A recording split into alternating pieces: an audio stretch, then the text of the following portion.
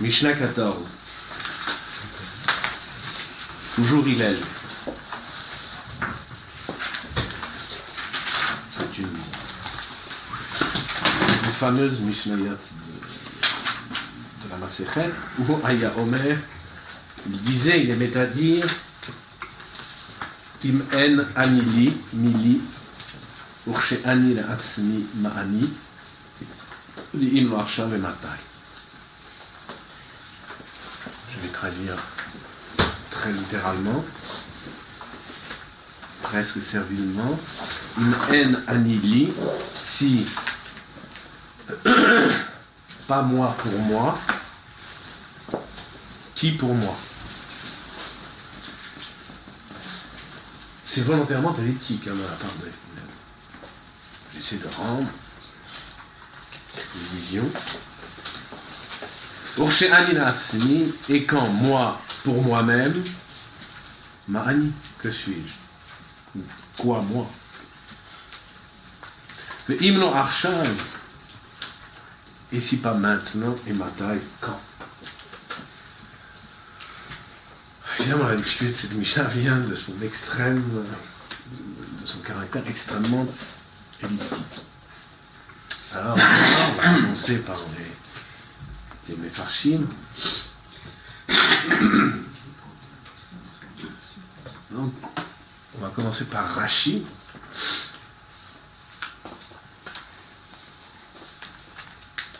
Comment entend-il? Je vais donc, il y a, si vous voulez, il y a dans cette Mishnah, encore une fois, c'est un rythme ternaire, 3 propositions.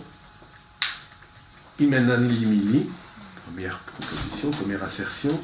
Urshe ani la'atzmi ma'ani, deuxième, ve'im lo arshav e'matai. Troisième. Ce soir, je ne traiterai que de la première, qui rentre à moitié. Je vous livre donc la glose de Rashi. Qu'est-ce que signifie Im en anili mili? Rashi dit Im en anili mili, kelomar, c'est-à-dire Im lo ekayem ani et a mitzvot,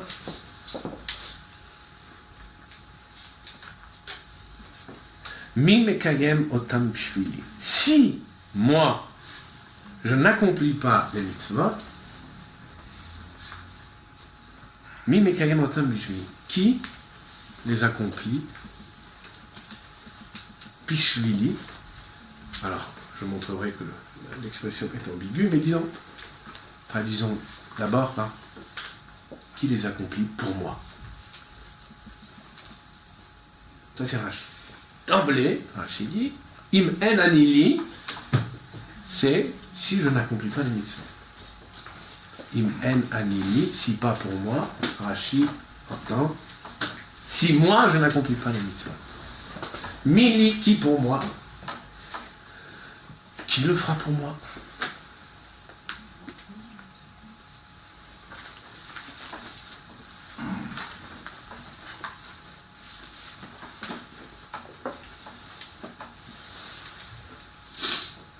S'il faut le traduire, Rashi, en tout cas le Bishvili dans Rashi, on est face à un, disons, paralogisme de Rashi. Un paralogisme. Je répète, si moi je n'accomplis pas les mitzvot, qui le fera pour moi? C'est un paralogisme. Ah, évidemment, ça a l'air. Ben oui. Non. Ça, prenons l'exemple de l'étude de la Torah. Mes élèves ne sont pas là, c'est dommage, ça leur aurait servi de leçon. Prenons l'étude. Qui étudie? Je veux dire, parmi les gens concernés, qui étudie? Peu étudient. Et la plupart se disent, notamment les principaux soutiens financiers des institutions juives, qu'importe que nous étudions du moment que d'autres étudient. On fait en sorte que d'autres étudient. C'est nécessaire que nous étudions, nous, d'autres étudient. Il se rase, Ah, je m'en fiche. Ça, c'est des arrangements. Non.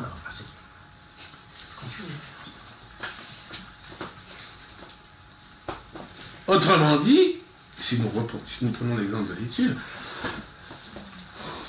nous sommes tous évidemment concernés, nous le savons. Bon, qu'importe si j'étudie pas, d'autres le font. Voilà. Donc quand un Rashi dit Im en ani mekayem et un mitzvah, disons prenons la mitzvah d'étudier, si je n'accomplis pas la mitzvah d'étudier, qui le fera? Ben les autres. Les autres le feront. Qu'est-ce qu'il nous raconte Rashi sur quoi? Les autres.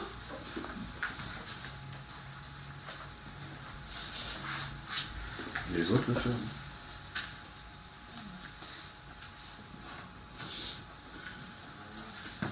Pour revenir au mitzvot en général, est-ce que l'essentiel n'est pas que les mitzvot se fassent et que la tradition se perpétue? Pas nécessaire que nous le fassions nous-mêmes. Il suffit de s'assurer que d'autres le font et que la tradition se perpétue. Donc l'argument de Rashi, il affaiblit totalement le propos de Hillel. Il n'y a rien dans Rashi qui rende le im enani mili, im anilo mekayem et mitzvot, im lo ekayem et mitzvot, mi mekayem. Pishvili. C'est faux. Oui ou non? Vous n'avez pas l'air très convaincu. Pourtant tout le monde raisonne comme ça. Je ne comprends pas, je ne vous surprends pas. Il y a le pour moi. Mais il y a le pour moi. Les autres, ils ne font pas pour moi, ils font pour eux. Alors justement, je vais y venir. Justement, évidemment, tout repose sur l'ambiguïté du Bishvili. Mais si j'entends Bishvili, très simplement, si je n'accomplis pas les mitzvot, qui le fera pour moi? Eh bien, on répondrait spontanément, ben, d'autres le feront. Et la tradition se perpétuera. Il y a des laïcs, des juifs assimilés, laïcs, hein, pour qu'il n'ait pas question de faire les mitzvot, d'observer quoi que ce soit de ces rituels antiques, mais qui soutiendront les mosdot, qui soutiendront les institutions juives orthodoxes, etc., parce que ils veulent que l'interdiction se perpétue. Donc tout repose sur ce. Le Rashi dit absolument n'importe quoi. Non, c'est pas vrai.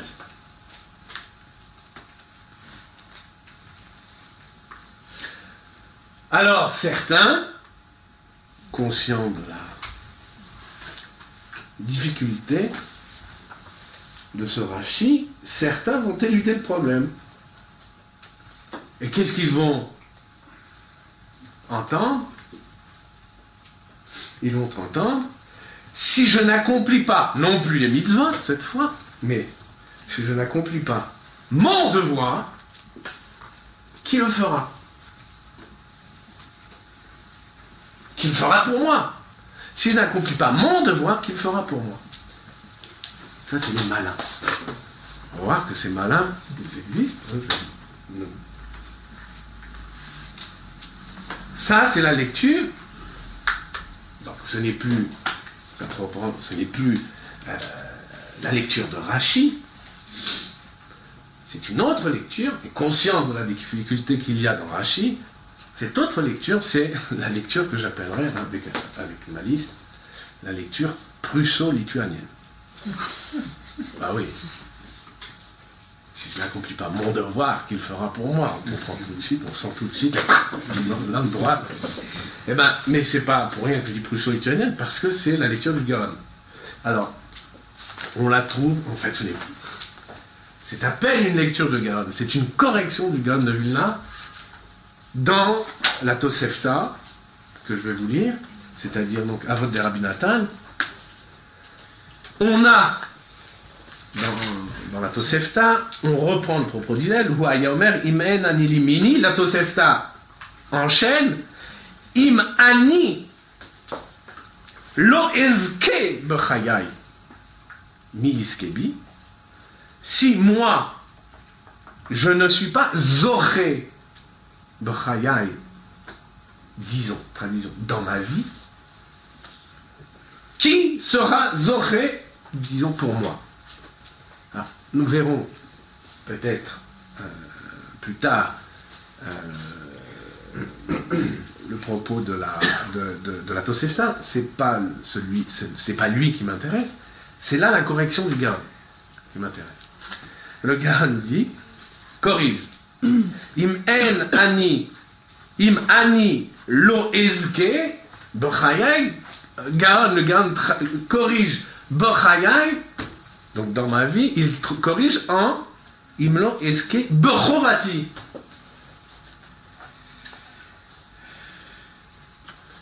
Si je ne suis pas zoché, si je ne suis pas méritant, dans mon devoir, par mon devoir, donc si je n'accomplis pas mon devoir, mi iskeli, qui le fera pour moi? Ça, c'est la lecture lituanienne. Enfin, prusso-lituanienne, vous savez que Königsberg, ou puisque c'est un roc ancien. Königsberg, c'était tout près de Vilnius, de Vilna. Ouais, mais c'est connaissez pas. Mais, alors, sache que le Noussach de Lituanie, l'Ita, le Noussach l'Ita, c'est un Noussach Ashkenaz. Ce qui est une aberration, parce que la Lituanie, c'est quand même l'Europe orientale, non, centrale, orientale. Orientale. La Lituanie. Eh bien, leur Noussach, c'est le Noussach allemand. Parce que ils ont été sous l'influence prussienne. Oui, c'est un peu... Quoi? Tout le monde, toute l'Europe orientale, n'importe qui suivait le Noussach Ashkenaz. Pas du tout. Le Noussach Sfard, c'est une transformation. Le Noussach Sfard, c'est une transformation. Mais pas l'Ita. Hein? Pas l'Ita. Mais l'Ita a gardé son vieux Noussach.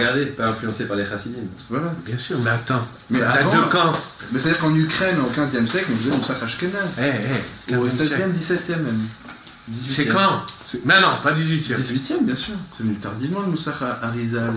Mais c'est pas Arizal, Sfard. Moussach Sfard, c'est... Moussach Sfard, ça vient de l'Espagne. C'est les immigrés. Les immigrés espagnols sont arrivés en Pologne. Ils ont été accueillis en Pologne au XVIe siècle. D'accord? Depuis le XVIe siècle, ils ont pris avec eux le Noussach s'est modifié. Bien sûr, le Noussach s'est modifié. Mais c'est le Noussach Sfard, c'est pas modifié sous l'influence. Ça n'a rien à voir avec les chassidim, hein, Noussach. Mais ce sont les chassidim qui, étant donné que le Noussach Sfarad était d'influence kabbalistique, contrairement, et surtout le Arizal qui était un Ashkenaz, suivait donc un Noussach en Eretz Israël d'influence séfarade, ils ont appelé ça Noussach Sfard. Et mais c'est les chassidim, c'est pas avant les chassidim, toute l'Europe de l'Est suivait le même Noussach. C'est le Noussach Ashkenaz. Et c'est depuis le XVIIIe siècle. Mais c'est après c'est au moment de la fin de vie du Gaon que ça a changé. Non, c'est pas la fin de vie du Gaon. Si. Je crois pas.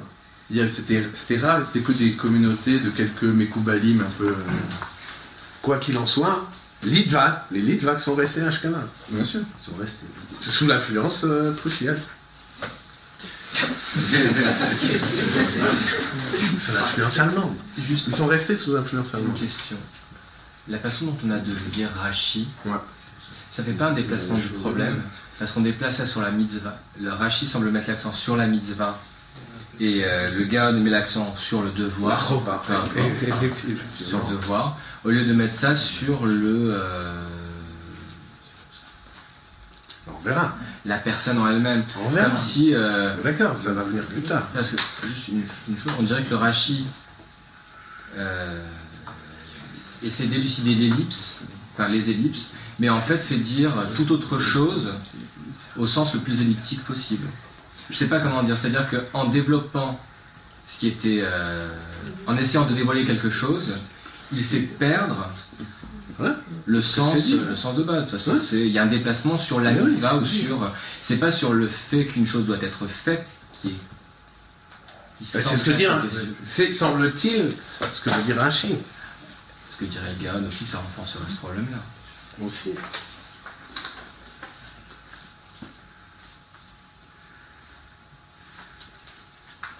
Comme s'il y avait une sorte de...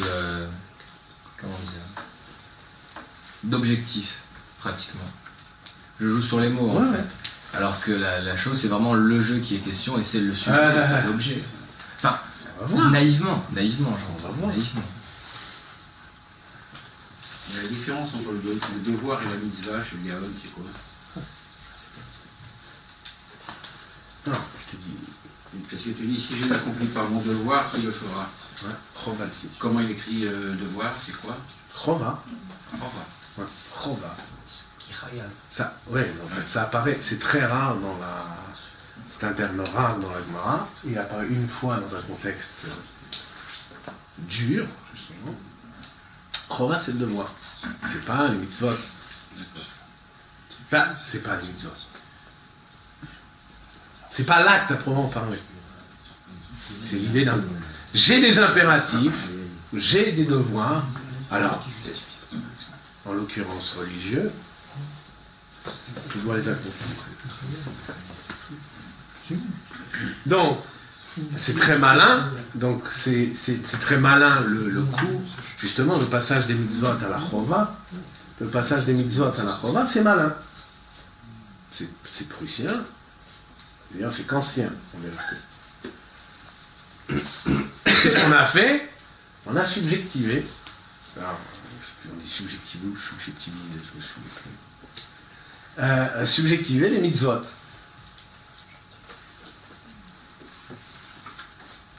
Autrement dit, l'acte de mitzvah, le maaseh mitzvah,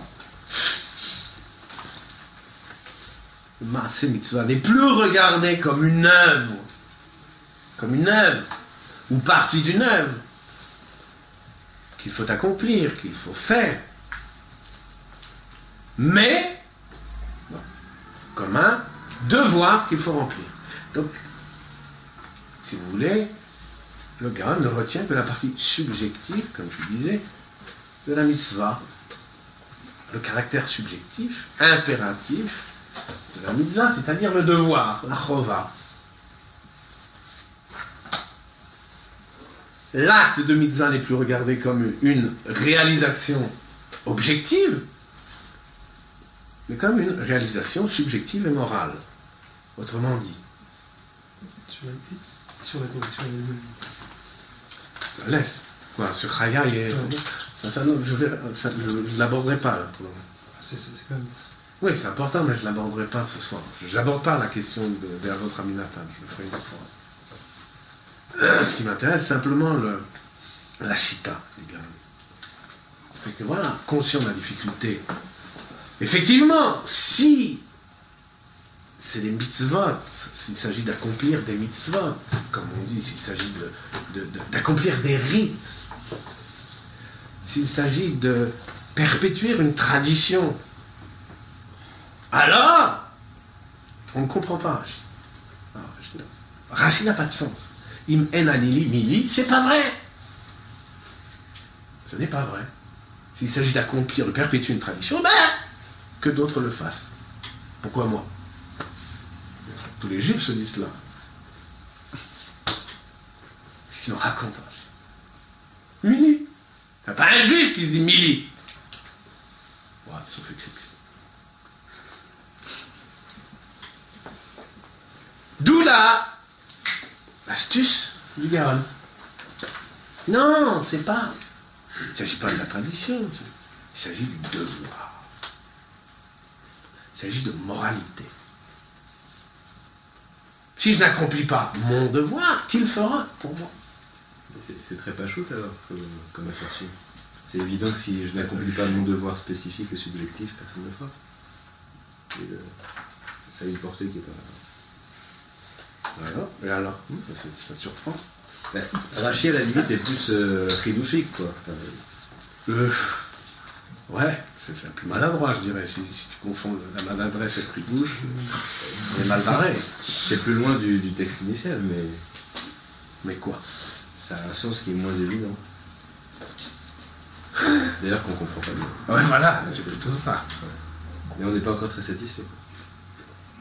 On ne le sera pas. Autrement dit, pour le dire en hébreu, le Maaseh Mitzvah n'est plus regardé comme Tikkun Haolam, disons, changement du monde, comme progrès du monde, mais comme un Tikkun HaNefesh, comme une correction de l'âme. Correction de la personne. Donc avec, on pourrait tenir, comme certains le tiennent, il faut que la tradition juive se perpétue. Il en va il en va du monde. Il y a des obsessionnels du rite et de la tradition. Voilà. Ils croient qu'il en va du monde. Gan de Vilna est plus... Il dit non. Im enani mili, il en va du Tikkun HaNefesh. Il en va de la correction de soi. Ce qu'on appelle la Bildung, la formation, l'éducation, la culture, au sens fort du terme. Si personne, si moi je n'accomplis pas mes devoirs envers les autres, envers Dieu, peu importe, qui le fera?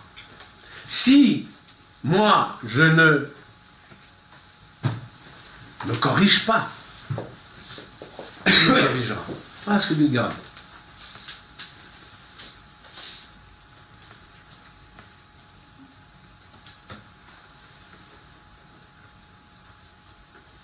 Alors, pourquoi tu dis que c'est évident? Ce n'est pas vrai. Ce n'est pas si évident. Pourquoi pense-t-on que, s'agissant des devoirs, effectivement, on ne peut pas, si je n'accomplis pas, si chacun n'accomplit pas son propre devoir, et personne d'autre ne le fera. Pourquoi pense-t-on cela? Pourquoi pense-t-on cela? Qui dit que pourquoi je pourrais pas mettre les filles à ta place et t'en acquitter? On sait rien, pourquoi pas? Hein? Issachar et Zevulun pour les filles, pourquoi pas? C'est pas sur ça. Et pourquoi pas? On parle du minimum. J'ai bien compris. Et pourquoi pas Issachar et Zevulun sur toutes les mitzvot? Parce que tu rentrais dans l'acceptation. Je te paye, c'est moi j'en ai marre de mettre les filines, manger cachère, ça ne m'intéresse pas. Bon, allez, je te donne un peu d'argent. Fais-le pour moi, tu m'en acquittes. Pourquoi pas? Là, tu dis que c'est évident. Tu rentres dans le rio, tu rentres dans le rio. Non, là, ben oui, c'est ce que je te dis. Il y a une différence entre... Je te dis, il dit que c'est évident. Regarde, en fait, c'est évident quand on pousse le Gaon jusque dans ses recoins les plus qu'anciens. Mais si on prend un Gaon comme ça, un Foumak de base, voilà. Pourquoi pas? Voilà, si c'est simplement mettre les phylactères, ne pas manger des crevettes et manger des fromages avariés, bon, alors, qu'un autre le fasse. Pourquoi il n'y aurait pas comme ça des...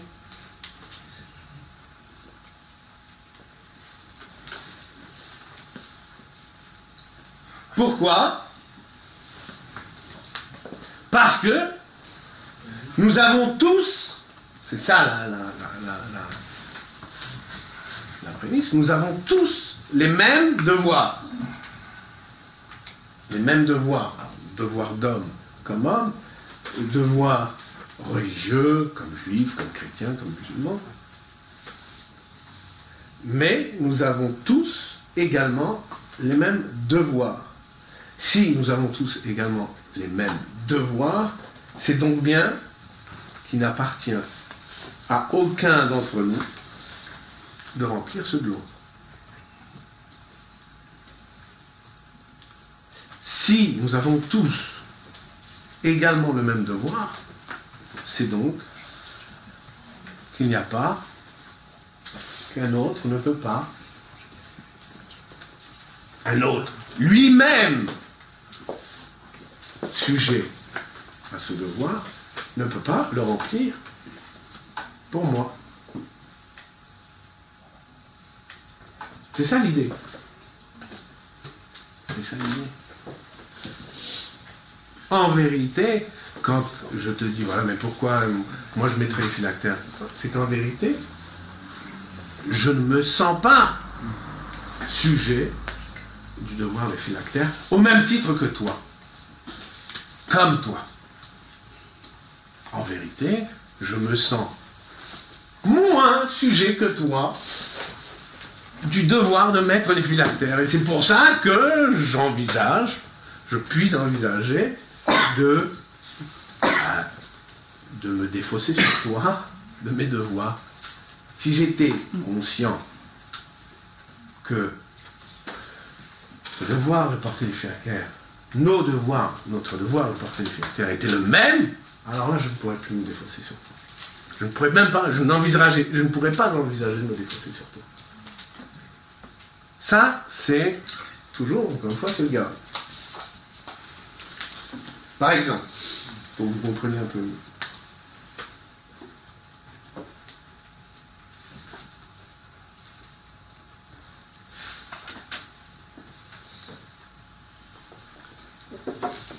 Si nous devons tous, par une décision suprême, si nous devons tous également débarrasser la table.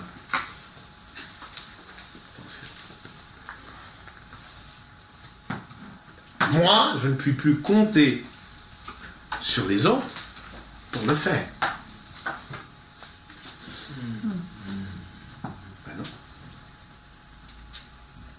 Ben non, je puis très bien me soustraire à mon devoir, mais je ne puis pas croire qu'un autre fera le devoir pour moi. Parce que je dois, comme lui, débarrasser la table.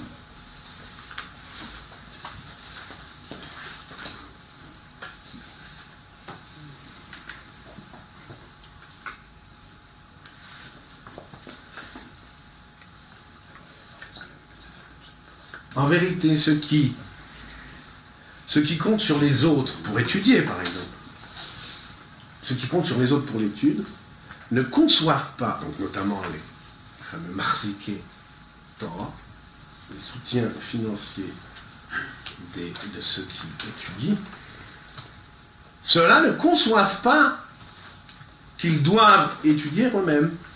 En vérité, ils ne conçoivent pas qu'ils doivent étudier eux-mêmes. On a beau le leur dire, ils ne le conçoivent pas. On a beau dire à mes élèves qu'il faut étudier, ils pensent que c'est aux autres de le faire. Eux, n'ont pas conscience de devoir étudier. Encore toujours les Shitat HaGaon, toujours dans la Shitat Gaon de Vilna. Ce qu'ils conçoivent, c'est Marzik Torah, c'est soutien. C'est seulement la nécessité qu'il y a que des gens se consacrent à l'étude et la perpétuent. C'est tout. Point barre. Il faut que l'étude se perpétue. Il ne faut pas que j'ai étudié, il faut que l'étude se perpétue. D'une manière ou d'une autre. Est-ce qu'il n'y a pas une différence entre étudier ou manger cachère et mettre les téfilines? Ce que tu mets pas dans le même... Non, c'est strictement la même chose. Il y a une différence, on pourrait dire que dans le cas de l'étude, c'est une démarche a posteriori, c'est-à-dire que au moins si je n'étudie pas, que je puisse faire en sorte que la Torah se perpétue, la Torah ne peut pas se perpétuer. C'est pareil pour le manger cachère. Non, parce que manger cachère, ça peut s'écrire dans un livre, alors que le limoud, c'est quelque chose qu'on peut consigner. Donc s'il n'y a pas quelque chose de vivant, une tradition vivante, c'est perdu.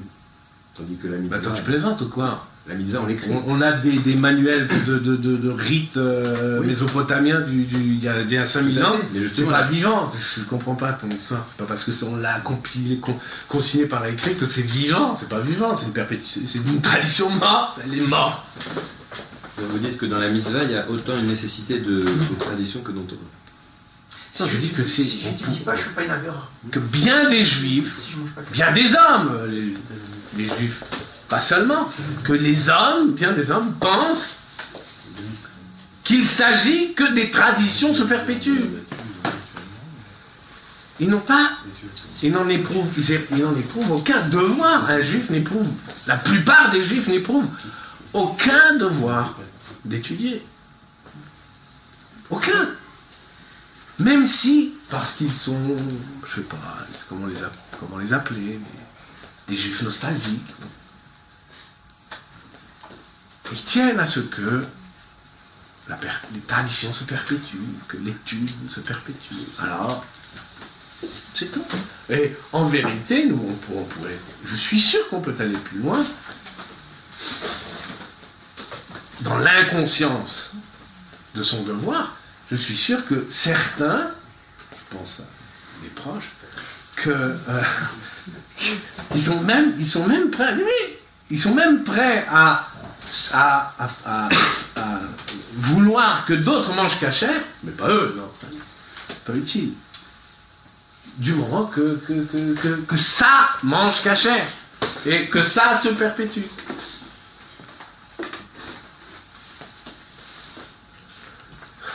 Oui ou non? L'étude n'est pas une exception. Non, j'étais en train d'essayer de trouver un limud route pour ceux qui soutiennent les institutions de Torah. En revanche, ça, c'est pas un devoir. D'accord. C'est une Non, mais il me semble qu'il y a quand même une spécificité à la Torah. facultatif. Oui, il y a une spécificité à la dimension de Torah qui est que c'est quelque chose qui est plus volatile que les mitzvot, que les 612. Plus volatile. Oui, plus fragile. Et donc cette conscience-là ferait que certains aient une propension à vouloir soutenir les institutions de Torah, parce qu'ils sont conscients... Quoi, l'étude est plus volatile que... Oui, moi j'aurais dit ça, oui. Alors, on peut ne pas être d'accord, mais... Ah ben, personne n'est d'accord. Moi, Tout le monde dit, je sais pas, même Hannah Arendt dit que si nous avons survécu, c'est grâce à l'étude et pas grâce à des rites. Même en le disant, je trouve ça assez convaincant. Peut-être. C'est tellement codifié, moins L'étude. clair, moins... Et alors? C'est pour ça que c'est plus fragile. C'est une tradition vivante, quoi. Je dis que c'est peut-être un ordre. Mais c'est plus passionnant, excuse-moi. L'étude, c'est quand même plus passionnant que mettre des tefilines, manger des fromages avariés, et c'est pousser la marde. Venez, les gens, moi, ça a changé, c'est plus avarié les fromages. Je vais formuler différemment. Pas caché, là. Il y aurait une conscience qu'il faut que Torah chez BLP se perpétue. Ouais, voilà. Donc ça justifierait le fait de soutenir des gens qui étudient la Torah. Écoute, tu tiens absolument. Non, c'était une petite précision. Soit. Soyons indulgents. Ça, c'est pour la lecture prusso-lituanienne, d'accord? Question du Im en ani mi, autrement dit, je résume, si je n'accomplis pas mon devoir, qu'il fera pour moi. D'accord? Ce n'est pas, nous l'avons déjà dit, ce n'est pas la lecture de Rashi. Rassurez-vous, ce n'est qu'un Rashi présumé. Donc, on peut se permettre de le contester. Ce n'est pas un... On n'est pas sûr de l'authenticité de ce Rashi, donc profitons-en. Rashi dit, si moi je n'accomplis pas les mitzvot, qui le fera? Bon, c'est un présent dans le Rashi. Qui le fera pour moi. Et l'expression, c'est Bishvili. Or, justement, dans Rashi, il y a une ambiguïté autour de Bishvili.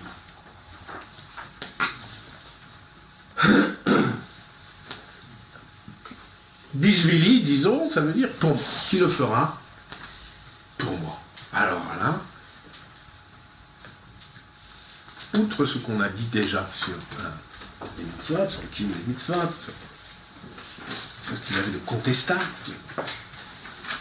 c'est quand même incroyable. Rachid dit, si je n'accomplis pas moi les mitzvot, qui le fera pour moi? On apprend partout et constamment dans tous les textes que si on accomplit les mitzvot, c'est pas pour soi, c'est pour le bon Dieu, c'est pour le ciel, les Shem Shamaim. Soudain, Rachid nous ramène pour soi. C'est les Shem Shamaim. Si on accomplit les mitzvot, c'est les Shem Shamaim. Ce n'est pas pour soi. Au contraire, si on accomplit les mitzvot pour soi, c'est-à-dire pour son propre bénéfice, on se revoit. Je ne vais pas citer les passages, ils sont innombrables, mais ne serait-ce que le passage de Sota, que vous lirez dans le Paul, justement.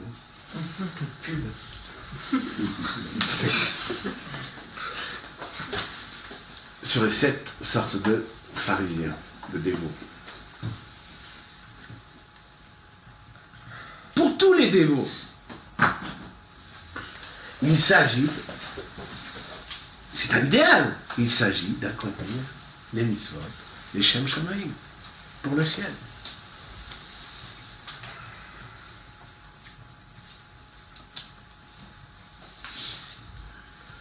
Qu'il en va de la perfection du culte, de la Avodat Hashem. Une Avodat Hashem n'est parfaite que si l'on accomplit les mitzvot, les commandements pour le ciel. Alors vous avez une fameuse phrase d'Adam Smith dans Traité de la morale, non pas le chef des nations, dans son traité de morale, définition de la religion, et c'est celle-là. La perfection religieuse, c'est justement d'observer les commandements par pure obédience. Pure obédience. Les Shem Shamaim. C'est comme ça que l'entendent les dévots. Les Shem Shamaim. Les Bovitch, c'est ça. Les Bovitch, ouais. Mais il est qu'ancien. Il est plutôt le côté du garde.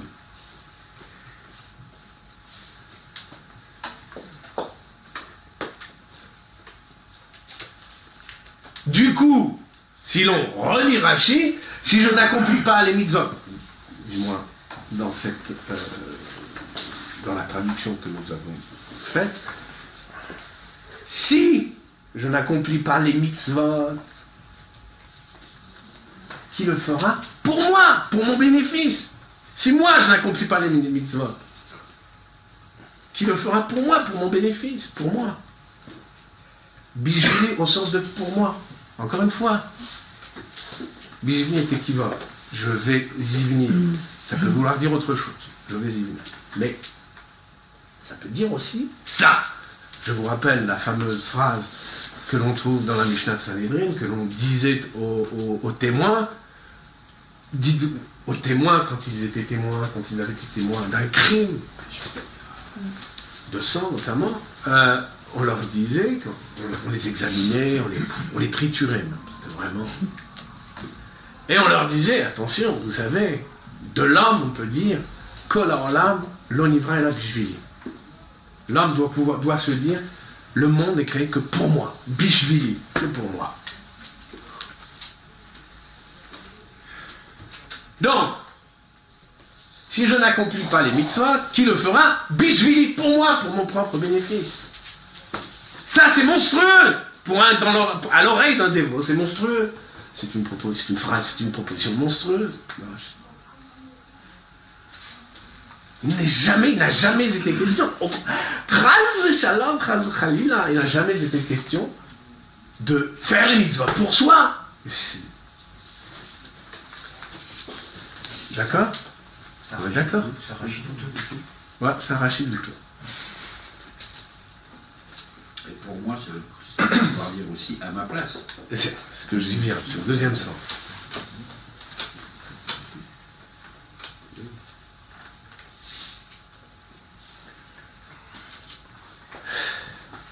C'est le deuxième sens, effectivement. Bishvili, ici, mais plus difficilement, peut signifier ici à ma place. C'est-à-dire, je reprends, qui, si je n'accomplis pas les mitzvot, qui les accomplira à ma place? D'où le problème dans Rashi. Comment faut-il entendre Rashi? Est-ce qu'il faut entendre le bishvili dans Rashi comme signifiant à ma place? Qui les accomplira à ma place? Ou comme signifiant pour moi, pour mon propre bénéfice? Qui les accomplira pour moi, pour mon propre profit, fut-il moral? Hein? Ma bildung.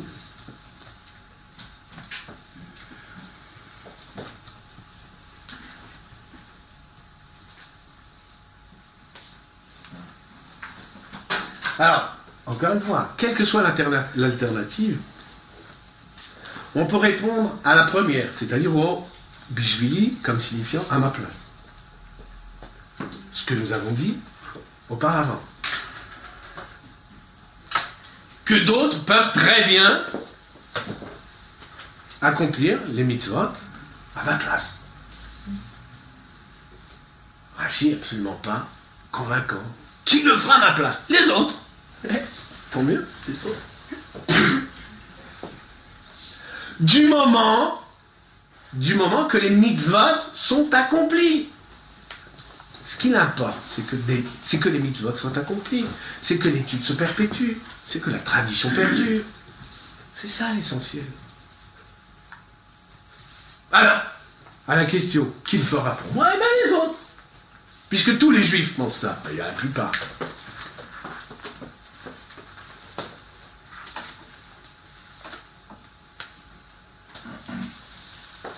À la deuxième, c'est-à-dire à la lecture suivant laquelle bishvili signifie pour moi,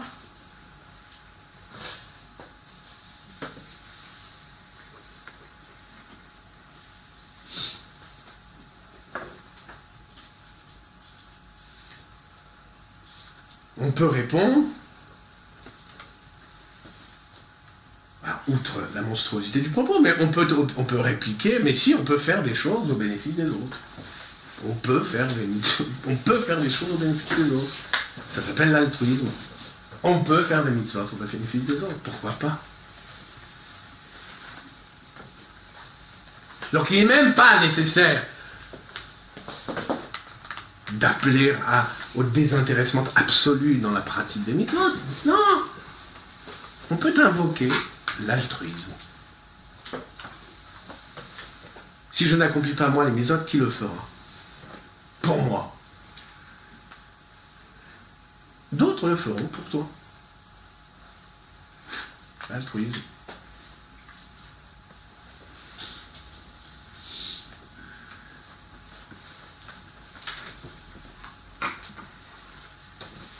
Alors, à cause de toutes ces difficultés, exit Rashi.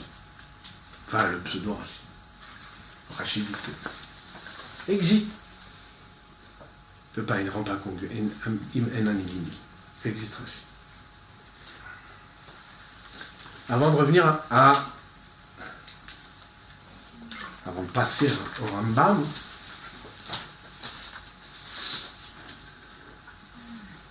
je vais m'arrêter sur Barthénoura.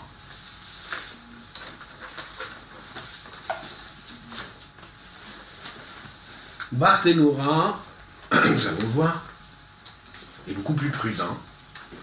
Il n'en fait pas trop, comme Rashi. Il est plus prudent et il est plus attentif à la lettre de Hillel.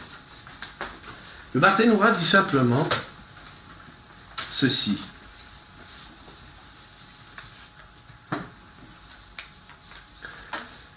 Il dit Im en ani zoche leatzmi mi yizke bishvili. Moi j'adore Barthénois parce qu'il est toujours... C'est un Italien. C'est vrai. Il est toujours beaucoup plus... D'abord il a un hébreu parfait et il est toujours subtil. Bon, il est postérieur à Rashi Rambam, donc quand eux se cassent la figure, il prend les leçons, lui.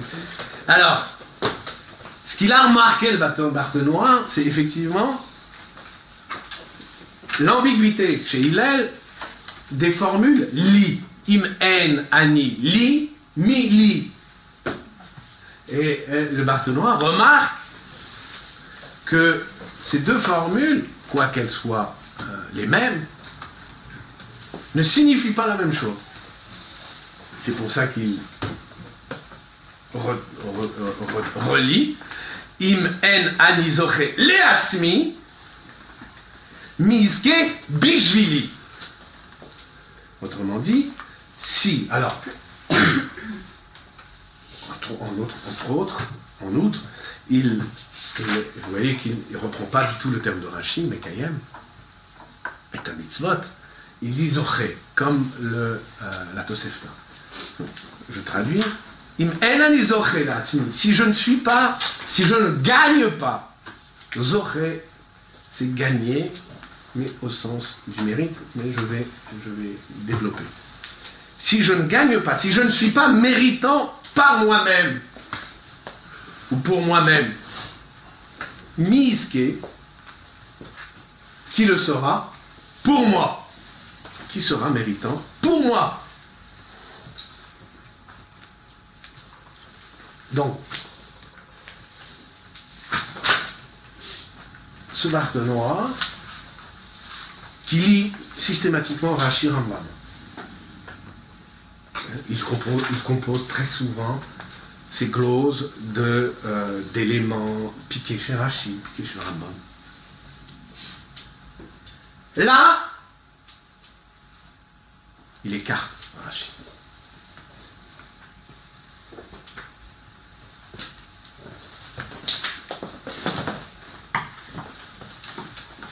Il écarte Rashi.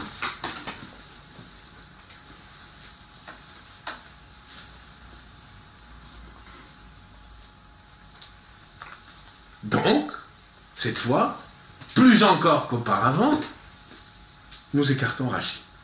Cette fois-là, nous avons même l'approbation du Barthénois. S'il y avait quelque chose de bon chez Rashi, le Barthénois l'aurait repris dans son commentaire. Comme il le fait toujours. J'ai quand même une certaine pratique de ces commentaires de la Masechet Avot. Chaque fois qu'il y a du bon chez Rashi, le Barthénois, voilà, il l'arrange. Mais là, non. Il n'est pas question de Kiyum HaMitzvot, il est question de Srout. Pas trop va, de Srout. C'est là le sens de l'ellipse Im En Ani Li. Qu'il entend, qu'il lit, en reproduisant la Tosefta, Im En Ani Zoche La'atzmi.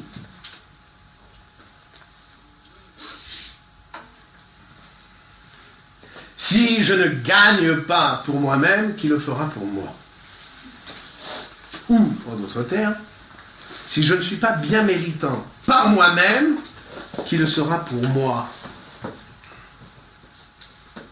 Si je n'acquiers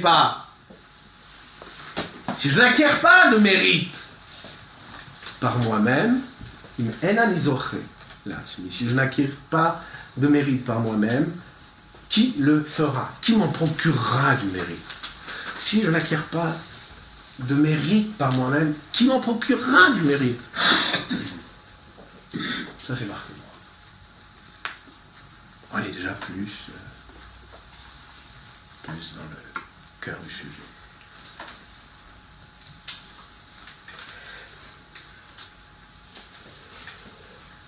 Alors, pourquoi? Pourquoi ça? Parce qu'on ne peut pas tricher avec le bon Dieu. qu'en pensent certains. On ne peut pas tricher. On peut bien tricher avec son professeur. Et se faire passer, grâce à l'aide d'un autre, pour plus méritant qu'on est. On peut. Avec Dieu, on ne peut pas. On ne peut pas, avec l'aide d'un autre, se faire passer pour plus méritant qu'on est. On peut encore tricher socialement et s'accaparer les mérites d'un autre. Ça se fait partout. On ne triche pas avec lui. D'où, im en ani zoche, le'atzmi, mi yiske, bishvili. Puisqu'il n'y a pas de triche avec le bon Dieu. Si je n'acquiers pas de mérite par moi-même, qu'il fera pour moi.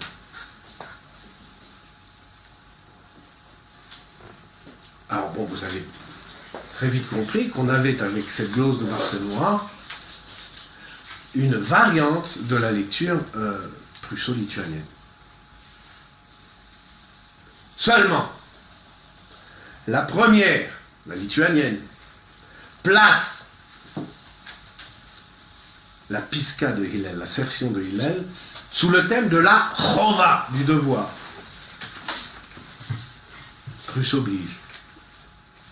Tandis que l'autre, l'italienne, place la pisca de Hillel sous le thème du zrut, du mérite.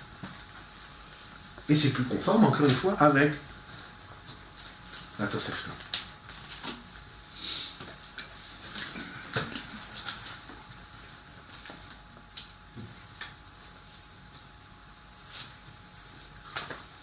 Il y a une différence, cependant,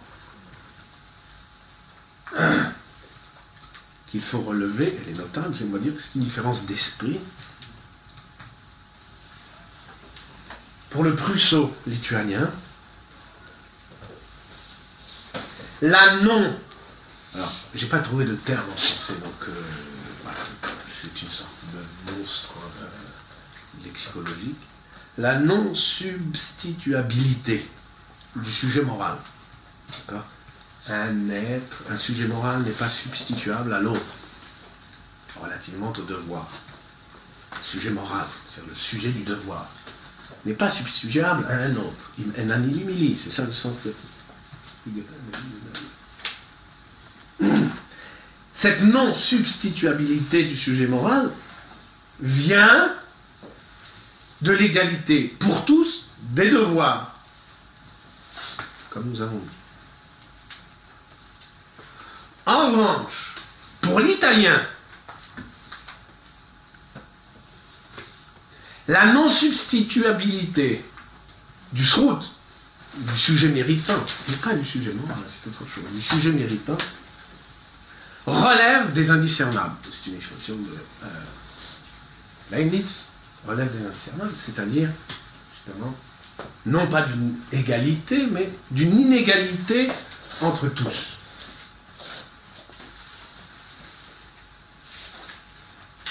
C'est à cause que nous sommes tous inégalement méritants qu'aucun de nous ne peut acquérir du mérite par un autre ou pour un autre. C'est à cause que nous sommes tous inégalement méritants qu'aucun de nous ne peut acquérir du mérite pour un autre. Autrement dit, la valeur, pour le dire autrement, la valeur du mérite, du srout, dépend elle-même de la valeur du méritant. Vous allez me comprendre tout, je vais l'expliquer, c'est simple en fait. Ça va vous paraître évident. La valeur du mérite, du srout, dépend elle-même de la valeur du méritant. Pour exemple, les machals, exemple triviaux bien sûr, comme il se doit, deux élèves. Le premier a des facilités et l'autre n'en a pas. Bon.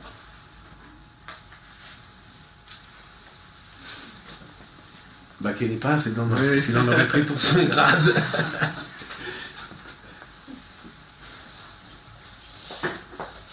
Le premier, l'élève doué, comme on dit, réussit son exercice sans effort. Le deuxième le réussit aussi, mais après s'être donné du mal. L'acte est le même. Les deux réussissent le même exercice. L'acte est le même.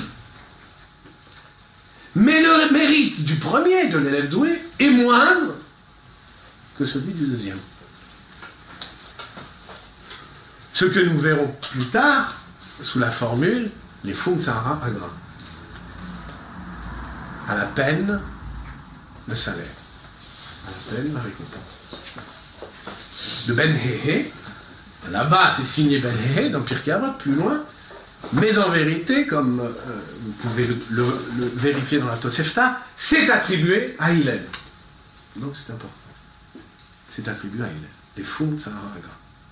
La Tosefta, les Avot de Rabbi Nachman, disent que c'était proverbial dans la bouche de Hillel. Les Funsara agra.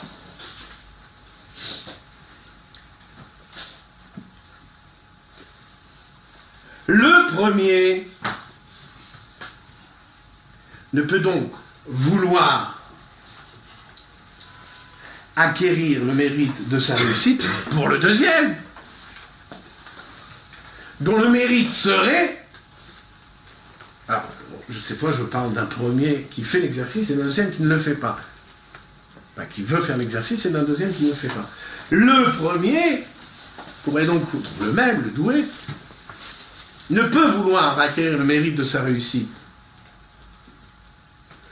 en ayant fait l'exercice pour le deuxième, dont le mérite serait, s'il réussissait à son tour, plus grand que celui du premier. Le mérite ne serait pas le même. Donc le premier ne peut pas vouloir que son mérite soit celui du deuxième.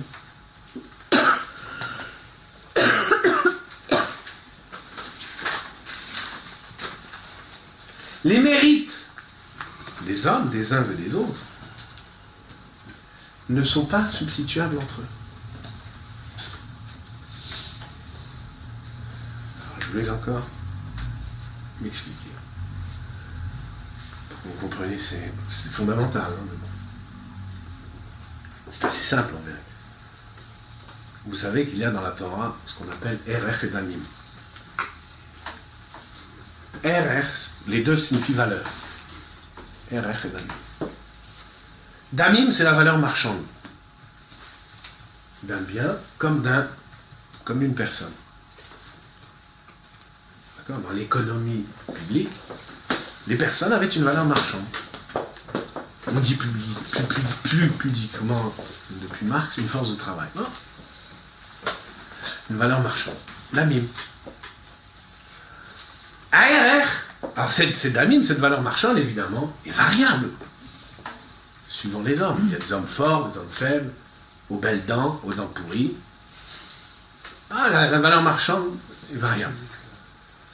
En revanche, ARR, c'est une valeur fixée, c'est une valeur fixe. Alors, il y a plusieurs ARRim, il y a plusieurs valeurs fixes. Il y a la valeur d'un enfant, la valeur d'une femme, la valeur d'un homme, entre tel âge, peu importe. C'est une valeur fixe, quel que soit l'état de cet homme. Il a un RR, autrement dit, et vous allez comprendre pourquoi l'on parle de RR, si un juif vient et dit « Ah, je donne la valeur de cet homme pour le temple », il fait un vœu, un don, une promesse de don. Et je veux donner la valeur de cet homme pour le temple. Ce sera, il n'est pas question de sa valeur marchande, mais de son RR, de la valeur fixée par la Torah. Si c'est un homme entre 25 et 60 ans, sa valeur est telle. Si c'est un homme âgé, sa valeur est telle. Si c'est un enfant, c'est encore une autre valeur. Ça, RR, une valeur fixe. Il y a RR et Damim. Donc, un même homme peut avoir une valeur marchande et un RR. Sa valeur marchande, Deux hommes peuvent avoir le même RR. Des hommes de même âge ont le même RR, quoi qu'ils aient des valeurs marchandes différentes. D'accord? C'est RR et W.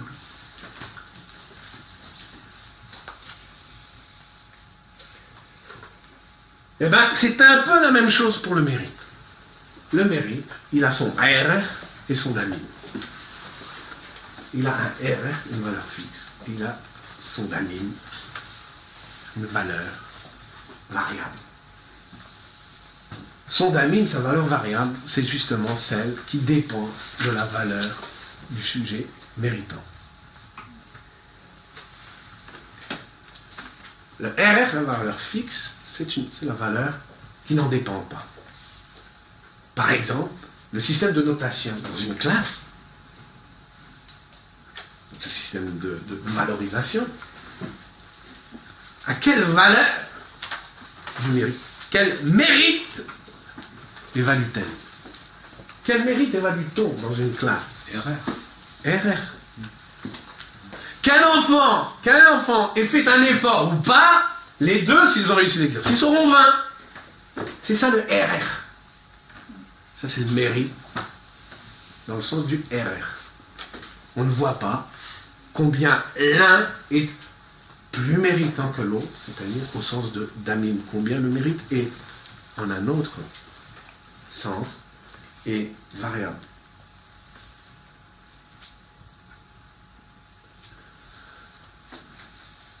C'est de ce mérite-là, de ce deuxième mérite-là, pas de ce mérite-là, que parle Barthélémy.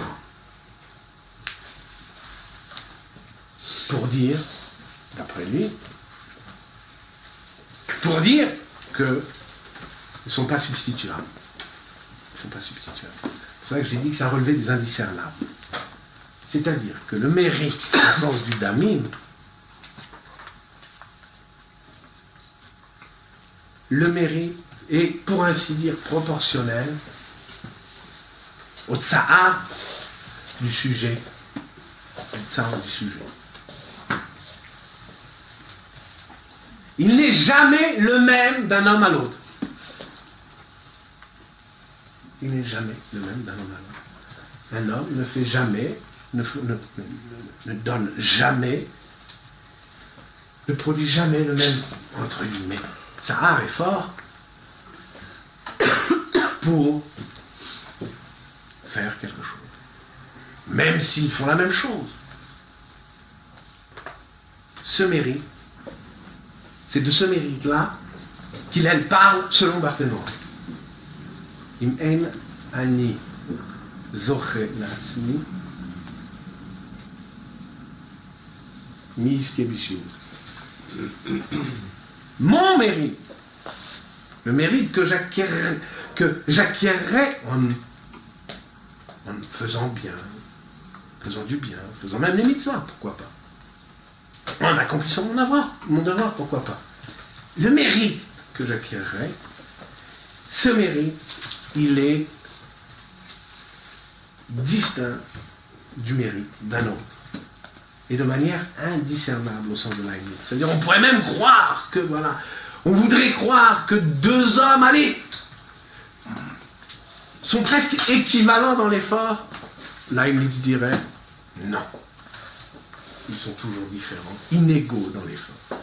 C'est ça ce principe d'indiscernable dans le mérite qu'énonce Hillel. Im enani mili, d'après Barthélémy.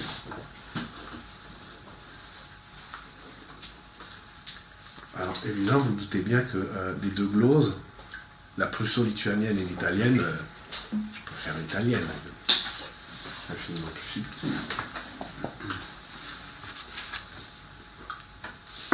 Les Sfaradim, c'est ce qu'ils appellent. Hein? C'est pas ça. Alors tu te trompes complètement. Tu crois que les Italiens sont des Séfaradimes? Ben, tu te trompes complètement. Les Ashkénazim, j'attendais où ton jeu. Les Ashkénazim, alors pour faire vite, pour toi, les Ashkénazim, eux, en fait, viennent du Talmud de Yerushalmi. C'est qu'en fait, en gros, les Psakim, c'est le Talmud de Yerushalmi, le Talmud de Jérusalem. le Talmud de Jérusalem, il est passé par Rome, par l'Italie, pour venir en Ashkénaze, en Allemagne. Et oui. Donc tu vois que franchement, on est loin du compte. Enfin, tu es loin du compte. Pardon. Spontanément, moi j'aurais vu la lecture du Gaon exactement comme ça. C'est-à-dire que dans Chovati, on pourrait tout à fait voir qu'il s'agit de mon tikkun hanefesh personnel dans les domaines qui me demandent plus d'efforts que d'autres. C'est pour ça que c'est Chovati et pas Chova de façon indéfinie. C'est Chovati, ma Chova, moi. C'est-à-dire que finalement. Chovati, mais pas ma Chova, moi. Chovati. Il n'y a pas, le devoir est le même pour tous. Dans Chovati, on peut dire que c'est mon devoir d'Afka. C'est-à-dire quoi mon devoir d'Afka? C'est quoi mon devoir d'Afka? C'est-à-dire dans l'idée qu'il y aurait un tikkun hanefesh à faire. Ben c'est ça, mais ça c'est ce que le Barthénois appelle le scout. Oui, c'est ça, mais ce que je veux dire, c'est qu'on peut lire aussi le Pas du Gaon de tout. cette façon-là. Pas du tout. Moi, spontanément, j'avais compris exactement comme le Barthénois. Comme quoi? C'est-à-dire que finalement, il y a une subjectivité là-dedans qui s'exprime dans le terme Chovati. Il n'y a aucune subjectivité dans Si, c'est-à-dire que Chovati. l'acte effectué par telle ou telle personne, même s'il se ressemble, n'a pas forcément la même valeur. Mais c'est pas ça, Chovati. La Chova, c'est pas l'acte qu'on accomplit, l'œuvre que l'on fait. La Chova, c'est la forme de la loi, comme dit Kant. Elle est Forcément, même la pour loi au tous. sens. Hein? C'est comme mitzvah. Oui, pareil. Je l'appelle la loi universelle, la loi morale ou la loi religieuse, peu importe. Elle est la même pour tous. Tous au sens universel ou tous au sens ethnique. du Je ne peux pas terme. entendre Chova comme quelque chose qui me soit spécifique dans mon Olam hanefesh à moi. Que ce soit pas quelque chose d'objectif. Oula. Non, T'as des devoirs comme ça, singuliers tout le monde. Bah, ouais. On n'est pas tous dans la même situation, on n'a pas tous les mêmes impératifs au même moment. Nous sommes pas- On se fixe tous des Chovot, c'est comme ça qu'on fonctionne. Mais c'est pas des Chovot qui se racontent, c'est des petites maximes. Oui, du maxime personnel, mais c'est d'accord. Si vous me racontez, on parle de Chova, on est sérieux. On est Prusse, là on est en Prusse. Chova, l'impératif catégorique. Chova au sens- La loi. Pas vos petits arrangements et vos petites, Mais justement, vos petites pour un combines. Lituanien, C'est pas- la petite Chova est une Chova au sens fort, non Ah. Il érige ça en système. La Chova Prussien. individuelle et subjective devient un C'était système de lituanien. loi, quoi. Il y a déjà assez, c'est bon. Un Lituanien n'érige pas une fantaisie personnelle, une maxime Non, personnelle, il si dit tu préfères. fantaisie personnelle, ça. Une maxime, si tu préfères, quand je parle de maxime. Une maxime en principe, non. Non, il est quand même trop... Il est sérieux. Il n'est pas italien. Non, il est sfarad. Il est sérieux. Chovati, dans le Rambam, Chovati, c'est la Chova. C'est comme dans la Gemara, on dit, justement, un des 7 pharisiens, c'est celui qui dit Ma Chovati Asena. Quel est mon devoir et je le ferai. C'est-à-dire, qu'est-ce qui me reste de mitzvot à faire et je le ferai.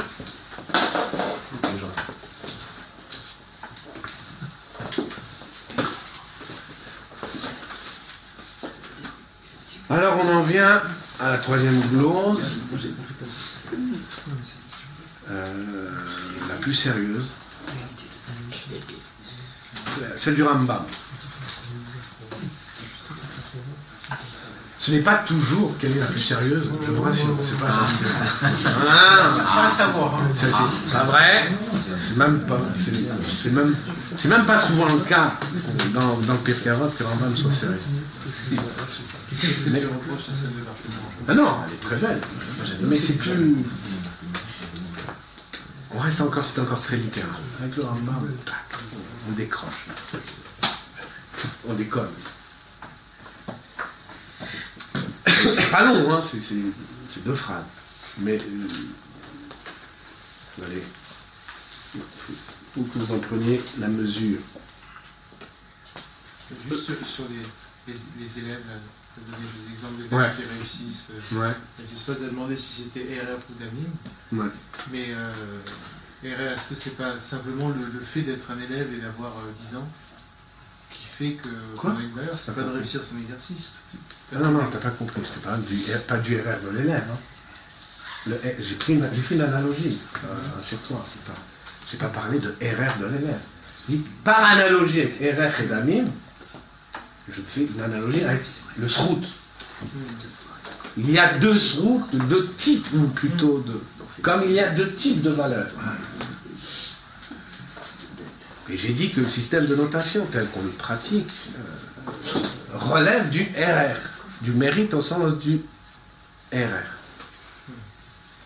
Tandis qu'il y a en outre ce qu'on ne veut pas voir, ou ce qu'on voit moins, c'est le mérite, le srout, dans le sens qui relève lui du damim, c'est-à-dire qui répond au principe de l'efun tsahara agra, à la peine, la récompense. Parce qu'on ne voit pas sur tout le système éducatif est fondé sur le RR, sur l'objectivité des résultats. Ça s'appelle le RR. C'est justement pas c'est pour ça qu'on peut tricher.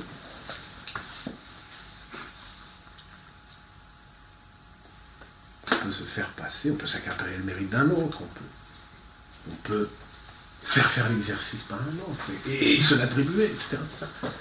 La triche, vous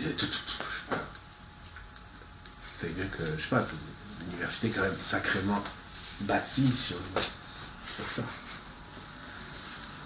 Il chiote aussi. Hein. Mais, alors, on ne triche pas avec l'autre. Avec l'autre, on ne triche pas. Il relève de l'indiscernable.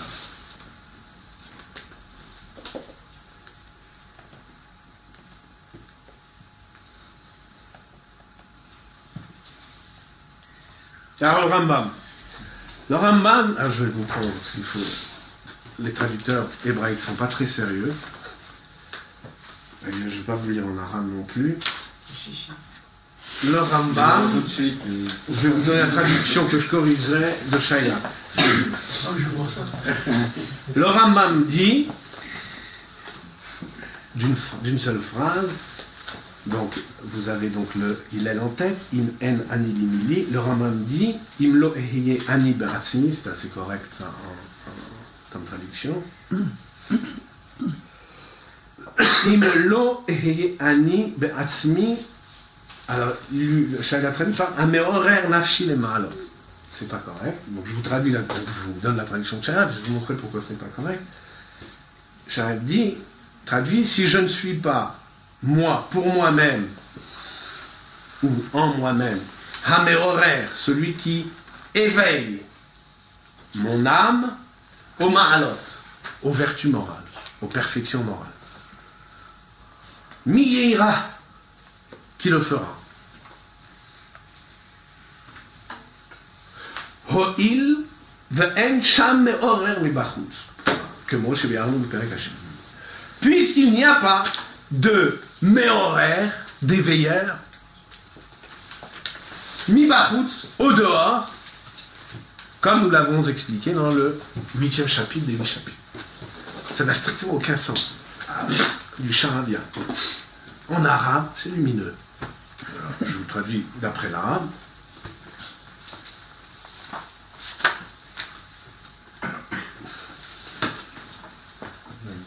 Si je ne suis pas moi, en ma personne, en mon âme, en moi-même, celui qui me haraka en arabe, c'est le mouvement, et c'est un concept fondamental chez le Rambam, comme chez évidemment tous les péripatéticiens, tous les aristotéliciens. Celui qui meut mon âme vers les vertus, qui la mouvra? Car il n'y a pas là, dans l'âme, moucharik, de moteur, min kharij, venant de dehors. C'est plus compréhensible. Oui. Non, bah, d'accord, tu vas comprendre. Tu verras que c'est plus compréhensible. Quand on a un peu de culture philosophique.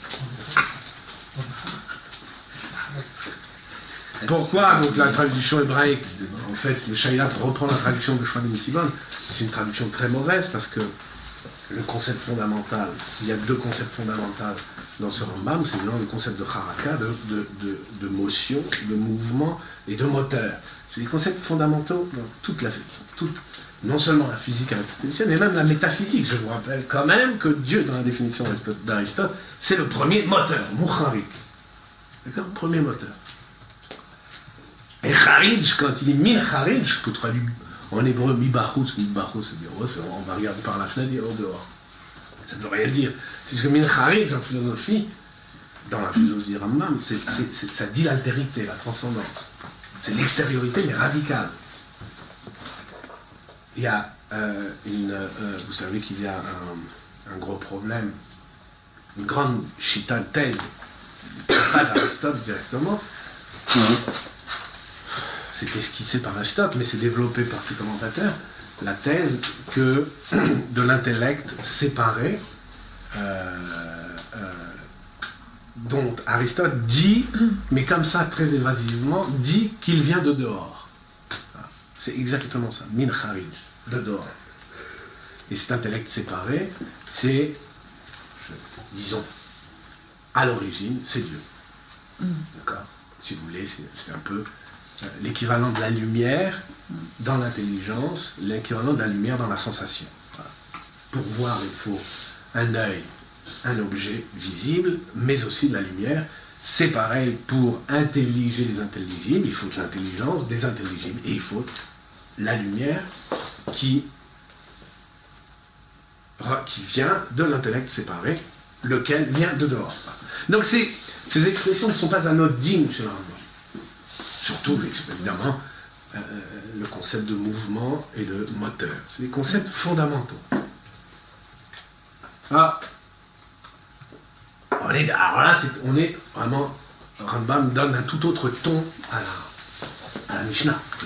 Tout de suite, là, on est de plein pied dans la métaphysique. Qu'est-ce que dit le Rambam ? Qu'est-ce qu'il dit ?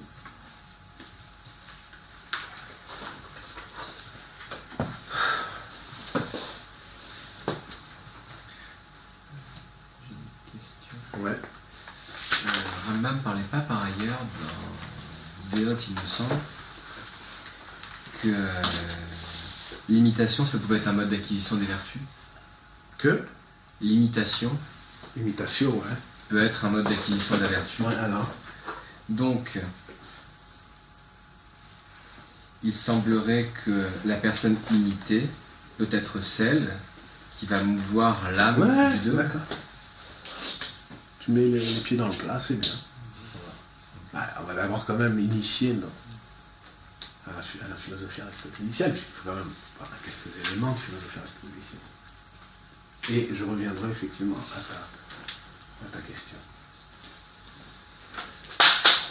C'est Aristote qui, le premier, parle de moteur.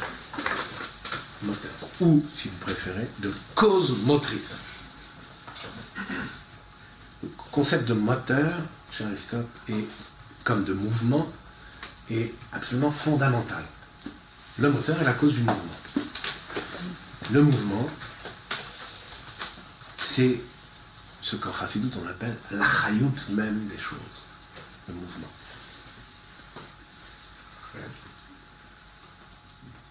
Donc Aristote parle du moteur, de la cause motrice.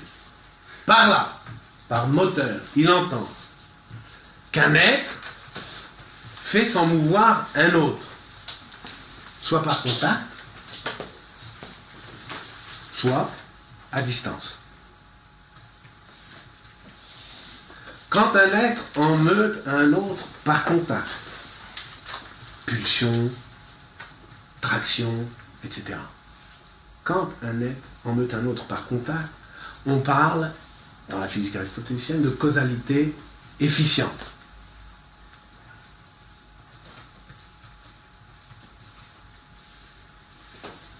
Quand un être ou un corps,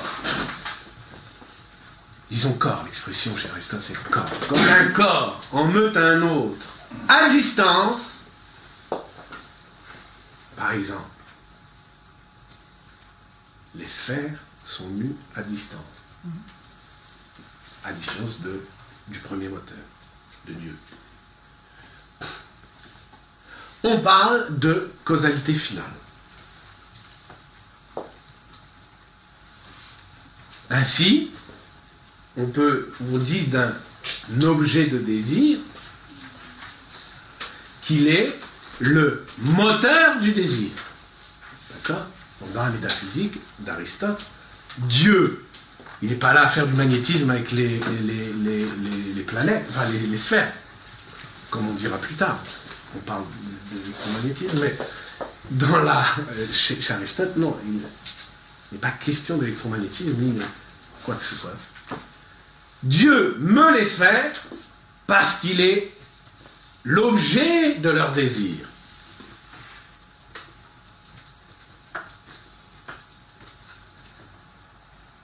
Lorsqu'on désire quelque chose, on tend vers lui. Bon, c'est le principe de ce que tu appelais, toi, tu as rappelé, Alex, l'imitatio Dei. Lorsqu'on se représente l'objet du désir, on se porte vers lui. On se meut vers lui. En ce sens, l'objet de désir est moteur, mais à distance, par une causalité qu'Aristote appelle finale.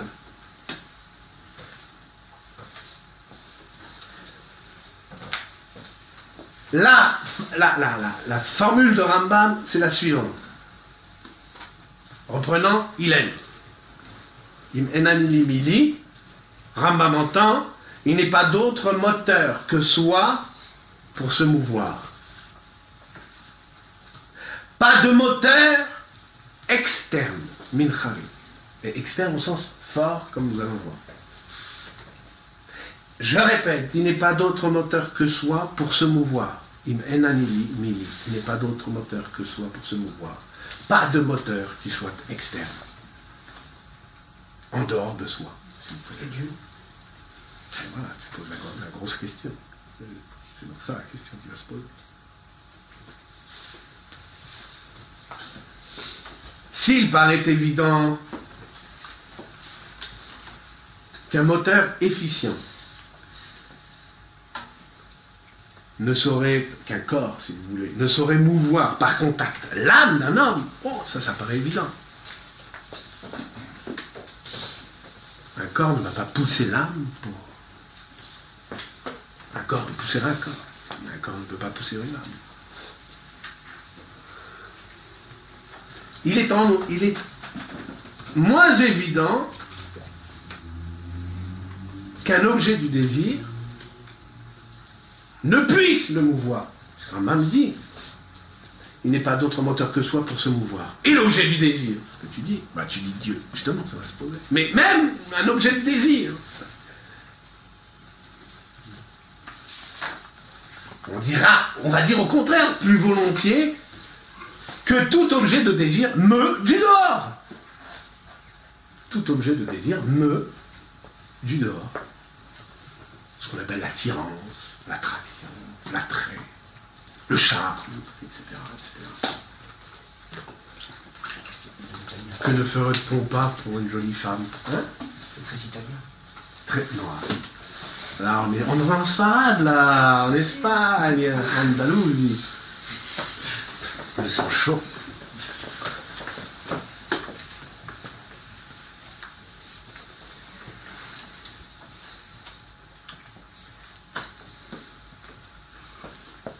Les hypothèses comportementalistes, par exemple, elles reposent là-dessus. L'homme, comme l'animal, réagit à son environnement extérieur.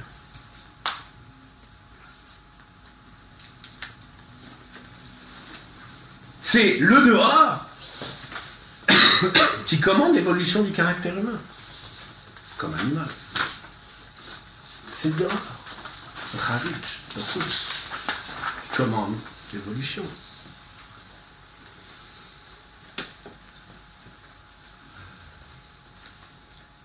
En vérité, il ne faut pas se laisser prendre au behaviorisme. En vérité, le comportementalisme lui tente de réduire la causalité que nous avons appelée externe à une causalité efficiente. En vérité, il tente à réduire la causalité externe, c'est-à-dire la causalité du dehors, à une causalité efficiente, c'est-à-dire de contact. D'où la notion de stimulus.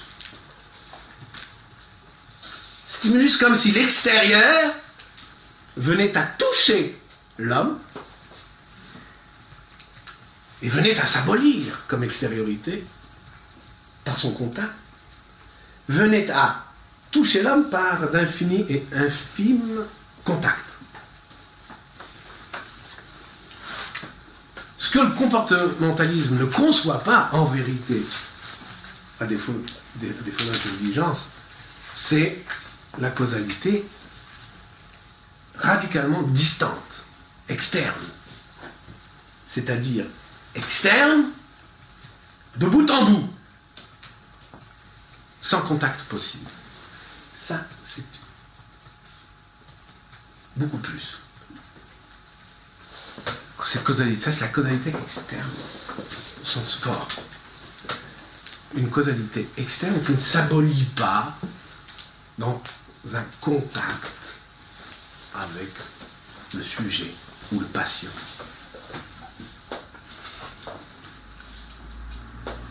Une causalité qui demeure externe de bout en bout.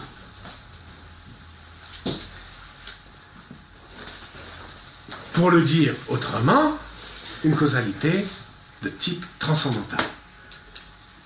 D'accord ? La distance marque la transcendance. Je veux dire qu'une distance qui ne s'abolit pas, c'est la marque de la transcendance. Donc, c'est la causalité externe, en strict. Quand le Rambam dit il n'y a pas d'autre moteur que soi pour se mouvoir, il n'y en a pas d'externe. Qu'est-ce que vous entendez ? Qu'est-ce que vous entendez ? Externe au sens fort du terme, au sens métaphysique du terme. Il n'y en a pas de transcendantal. Il entend que Dieu n'est pas le moteur de l'homme. C'est sûr.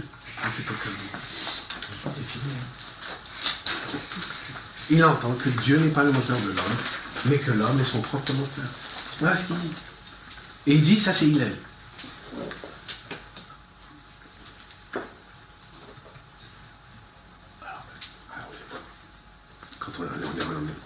Quand on connaît un peu ce classique, on est un peu déboussolé, mais je ne comprends pas. Aristote, lui-même, il a écrit dans la métaphysique, au livre 10, que Dieu est le suprême désirable. Il est à ce titre premier moteur du monde et de l'ensemble des êtres. Aristote lui-même dit que d'une certaine manière, c'est Dieu qui me l'homme. Ah, bien sûr, il y a des intermédiaires. Je fais comme les prophètes, je saute les intermédiaires. C'est pas moi qui dis ça, c'est Rambam. Et voilà, donc, je comprends pas, Rambam, ton maître. Ton maître. Il a dit que Dieu était le suprême désirable. Il a dit que Dieu c'était le premier moteur.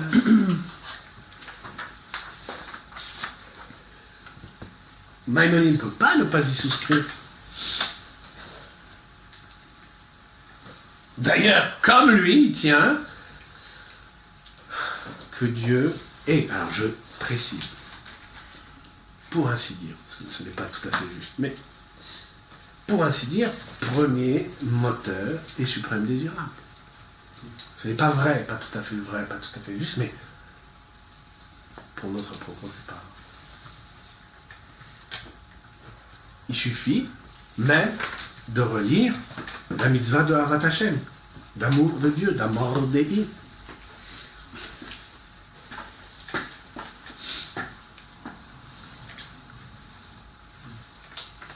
Dieu, c'est le suprême désir, le suprême aimable.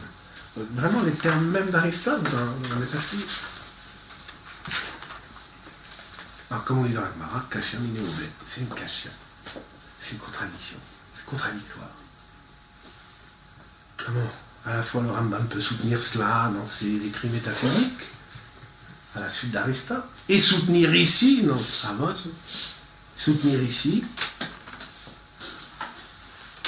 qu'il n'y a pas d'autre moteur que soi pour se mouvoir. Il n'y en a pas d'externe. Il n'y en a pas de transcendantal.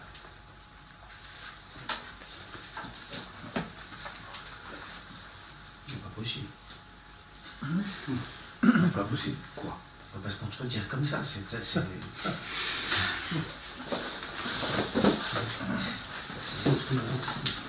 trop quoi. Comment qu'on dit? On l'a pas compris.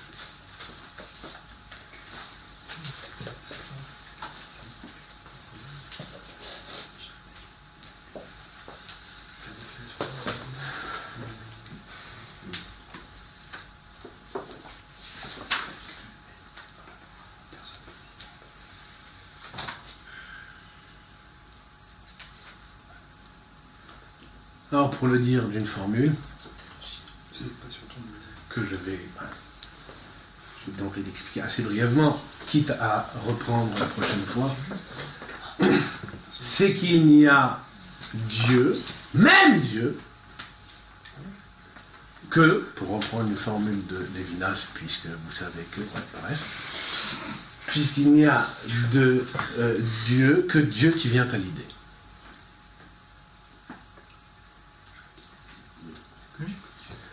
Dieu ne vient pas de dehors, même d'infiniment loin, il vient à l'idée. Dieu n'est aimable, même suprêmement, même absolument, que pour autant que je me le figure aimable. D'ailleurs, je puis très bien me figurer Dieu comme un être haïssable. C'est le cas de la plupart des hommes. La plupart des hommes se figurent Dieu comme un être haïssable. C'est ce que Platon reprochait à la mythologie. C'est Dieu qui se comporte comme le pire des hommes. Quand vous demandez à un Fromac, c'est qui Dieu? Et vous êtes horrifié par ça.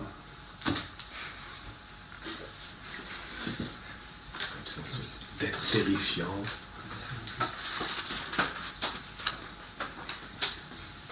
Je dirais même que c'est le lot commun des dévots, alors de toutes les races et de toutes les... et des libertins, c'est qu'ils ont sur Dieu la même idée détestable. Alors les uns l'aimant, d'autant plus qu'il est plus détestable, ce qui rend dangereux les dévots, et les autres le détestant normalement, parce qu'il est détestable, les libertins. Ah, il n'empêche,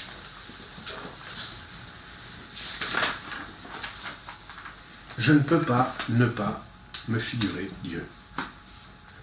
Exactement ce que dit Épicure, qu'on ne peut pas soupçonner d'orthodoxie. Dieu, c'est une notion première. Un prolèphe, je crois, un prolepsis, je m'en souviens. Mais ma mémoire, ça ne veut pas grand-chose. Autrement dit, c'est en venant à l'esprit que Dieu vient de dehors. C'est en venant à l'esprit que Dieu vient de dehors. Ou, si vous préférez, l'absolue transcendance se révèle à l'esprit. Pourquoi? Pourquoi faut-il cette révélation? Dieu pourrait, comme ça, je sais pas, Apocalypse Now. Se révéler, s'imposer aux yeux des hommes. Hein? Non, c'est plus compliqué. Si c'était le cas, nous ne serions pas libres. Non, ça serait plus facile. Non, ça serait plus facile. Ouais, d'une certaine manière. Pourquoi? Parce que précisément Dieu veut que l'homme soit libre.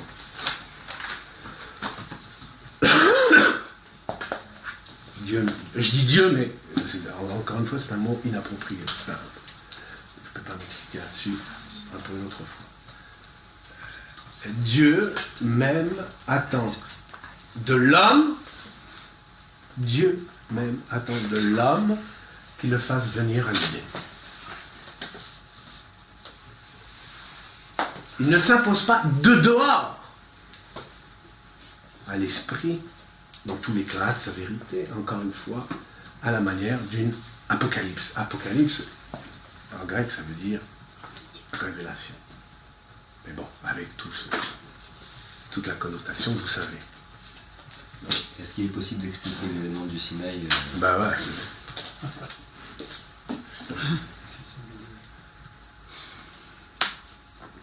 Si tu te figures que le Sinaï c'était une grande apocalypse, un coup d'artifice, un orri. Quoi? Ça s'est imposé au public. C'est comme ça que tout le monde a entendu le Piagvoura. Non. Il m'est d'accord. C'est très compliqué. Je ne vais pas parler de cela ce soir. Ce que dit le Rambam, en tout cas, me semble-t-il, ce que ne dit pas le Rambam, mais ce qu'il suggère,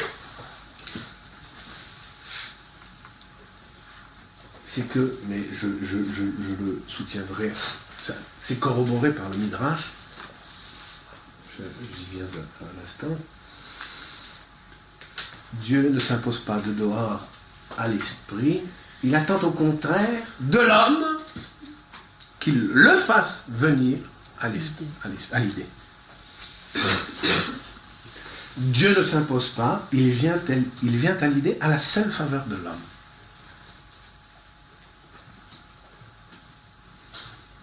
C'est ce qui permet à Maïmonide de clamer: si moi je ne suis pas mon propre moteur, qui le sera? Car même l'objet de désir, c'est d'abord une idée, alors au sens large du terme. Et que de mes idées, je suis responsable. De mon idée de Dieu, je suis responsable. Alors il y a cette fameuse Mara d'Avaye qui dit justement Ahavta et Hashem Elokecha. Tu aimeras Yudke Vavke ton Dieu. Avaye dit c'est quoi? C'est lié Shemo Mitahev Aviadra. Fasse que son nom soit aimé grâce à toi. Mais il y a mieux. Il y a un Midrash dans Bereshit Rabbah qui dit c'est par le tzaddik que je suis, c'est le mot que je suis Mitkayem. C'est uniquement par le juste que j'existe. Je réponds à Abraham. Je n'existe que par le juste. Voilà, donc on reprendra la suite la prochaine fois. Ah oui, non, je vous dirai la prochaine fois pourquoi, en dépit donc, pourquoi ces 3 lectures ne me satisfont pas. Et nous proposerons une lecture alternative et nous prolongerons sur la suite.